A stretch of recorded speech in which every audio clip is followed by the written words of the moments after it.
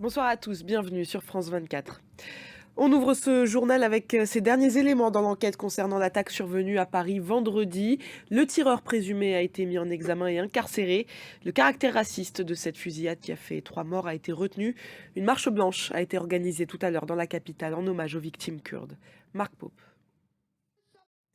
Le blizzard du siècle n'est pas terminé. Voici ce qu'a déclaré tout à l'heure la gouverneure de New York, un État particulièrement touché par cette tempête glaciale qui s'est abattue sur une partie des États-Unis, notamment le centre et l'Est.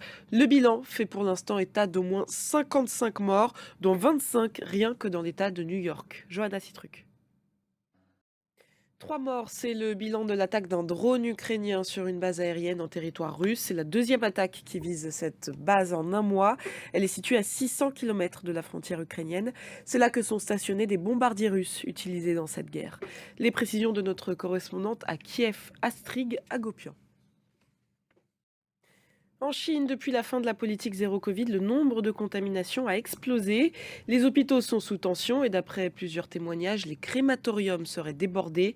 Les autorités chinoises n'ont quant à elles signalé aucun décès lié au virus depuis lundi dernier. Les précisions d'État Nadji. Pékin qui semble se focaliser sur Taïwan en ce moment. La Chine a déployé ce week-end 71 avions de combat autour de l'île, une annonce faite par le ministère de la Défense de Taipei. Pour Pékin, ces exercices sont une réponse aux provocations et à la collusion entre les États-Unis et Taïwan. Marc Pope.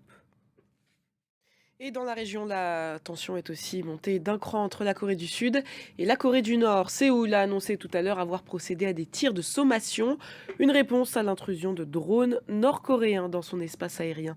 On écoute les précisions de notre correspondante à Séoul, Yenali. Et c'est la fin de cette édition. Merci de l'avoir suivi. L'information continue sur France 24.